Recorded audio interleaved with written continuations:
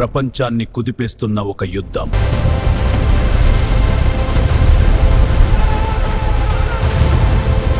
ఒకవైపు శక్తివంతమైన దేశాలు,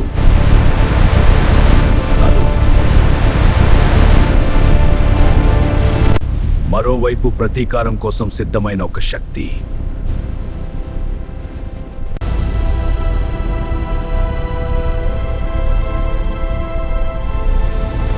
వద్దనుకున్న ఎగసిపడే మంటలు,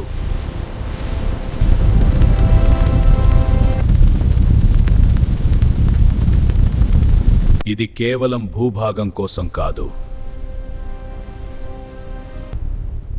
ఈ యుద్ధం ఎక్కడ ఆగుతుంది? ప్రపంచం ఎటు వెళ్తుంది? ఇది ప్రభావం కోసం, ఇది భవిష్యత్తు కోసం.